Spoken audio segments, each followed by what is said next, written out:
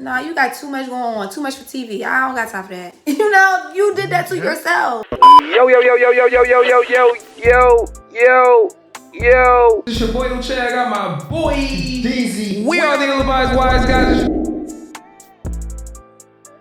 Check out the full podcast, link below.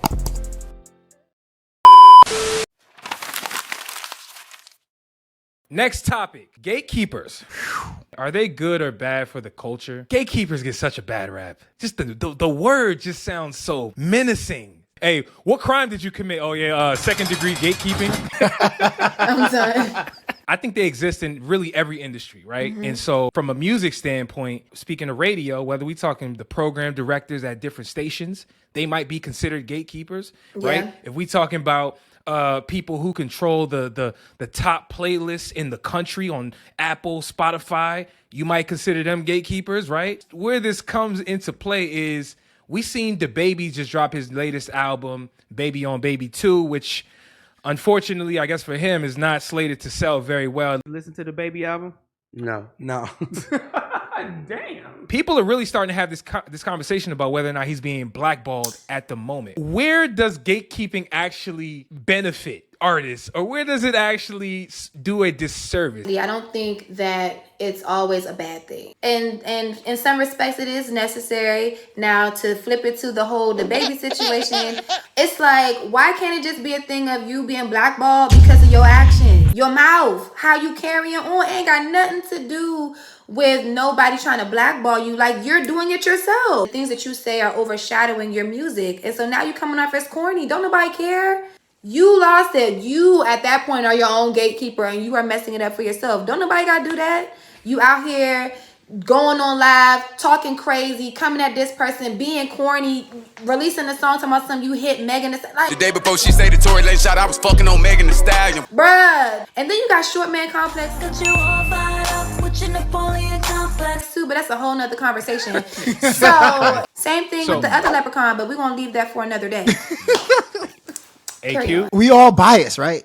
Especially when it comes to music. So I think just naturally gatekeepers are going to be biased. When we talk about the people that are getting blackballed, it's mainly the mainstream people. It's mainly the people that reached a certain level of success, you know, with their music. So DaBaby, who was actually at the mountaintop at one point. Can you believe that? He was selling like 120K, getting consistently #1 with his projects every time he released. When you're at that mountaintop, you have an obligation to make sure you watch what you say, make sure you watch what you do.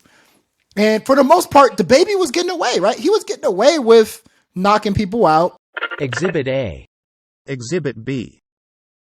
Exhibit C. The fatal gunshot was fired as DaBaby reappears in frame holding a Glock. As the footage circulated online, dramatically changing the perception of the almost 4-year-old incident. Still like, oh, that's DaBaby. He's gangster. You know, he was getting away with getting arrested and doing all these antics. But I thought that it really was when he called out the LGBTQ community. Mm-hmm. That's when it really took a left for him. You didn't show up today with HIV, AIDS, any of them deadly sexual transmitted diseases that'll make you die in 2-3 weeks, put a cell phone like that. I think it's a mainstream issue. Because same thing with Tory Lanez. Tory Lanez got to a certain point where he was a mainstream artist. And when we start to see somebody fall, that's when it looks the worst. Like when you go from 100K to his new project is slated to sell about 15K. Like that fall, it's no longer a blackball. It's people are now looking at your fall and saying, I don't want to follow somebody that has fallen that far. So at the end of the day, I think it's a bias thing, but it's also up to the artist to turn it around, to make sure that your fall is not a free fall. If they care. You know what I mean? If they care enough. And if they can admit, I think the problem with DaBaby, he didn't admit he did wrong. He was like, you know, I'm still going to be here. I'm still going to get my money. It don't matter, which is a good mentality to have. But I just felt like he took too long to apologize, too much of an aggressive approach to his response, and it turned people off. So the gatekeeping part is really, I don't really think that's the issue. The issue is he was never able to stop that free fall. You just got to like stop the bleeding a little bit. His fall from grace has definitely been self-destructive.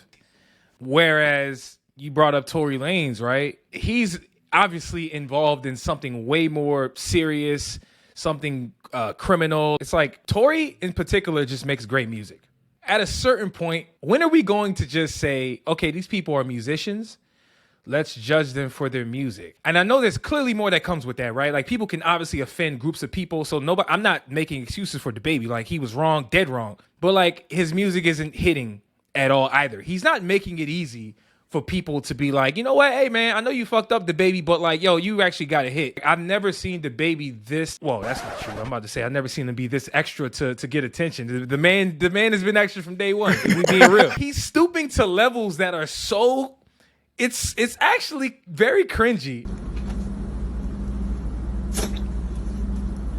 But beside all of that, gatekeeping. I know you said gatekeeping is people are biased, right? Which is a fact. But I do think, though, that people in those positions of power do have a responsibility to be as objective as possible. That's an ideal world.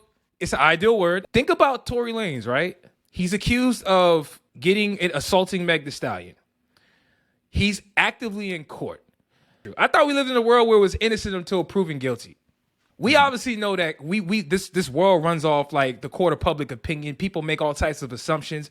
Why is it that before we get any type of judgment in that particular situation, somebody deserves to be blackballed? Somebody deserves to get their entire living that they make off this music stuff compromised because they're involved in a situation where it's possible he may end up being not guilty. We don't know. What I find more troubling is the fact that the court of public opinion chooses to rush to judgment before any type of facts are actually proven. What do you guys think? You know, there's a difference between canceled and blackballed. Yeah. Like, blackballed is people don't want to work with you. People don't even want to listen to it. I think in Tory Lanez's case, he's blackballed. Well, actually, I don't even know if he's blackballed. I would say he's probably canceled because people actually still want to work with Tory Lanez.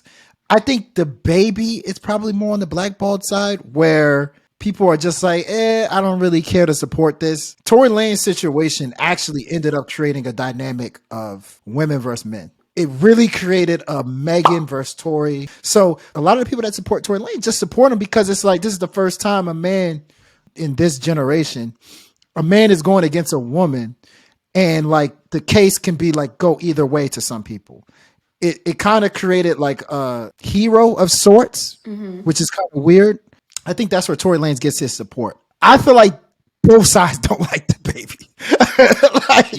Women don't like DaBaby. Men don't like DaBaby. Kids don't like DaBaby. Like, everybody don't like DaBaby. You know what's crazy? I don't know. I can't prove this, but I feel like the majority of DaBaby's fans were women. I know, Coco, you called him short man syndrome. Maybe that's true. Maybe it's not. You know what I'm saying? But I think a lot of women rock with him. He gave off BDE, but over time it was giving little teeny weeny, and it could very much not be that, but it's just like the way you carrying on. You got a skirt on, sir. Relax. Calm your tits. I'm just saying. Now, with the whole Tory Lanez situation, I can agree. I think it's more of a cancel thing, and as unbiased as I can be, because I have my own personal opinion when it comes to that situation. But DaBaby, for me, it was the Danny Lay situation. We didn't need to see that. I don't want to, if I'm an artist, I don't want to attach my, no, you got too much going on, too much for TV. I don't got time for that. You know, you did that to yourself. I'm not going to lie. I feel like that was the moment where he lost women. Like, yeah. I like the distinction, though, between canceled and blackballed, though. I like that. I will say I do think Tory was blackballed initially. He got upgraded to canceled. So cancel is not as bad as blackballed. I agree. Yeah, because if you think about it, look at what's happening now, right? You see Tory on The Breakfast Club now. He's now collaborating. He's now back on tour.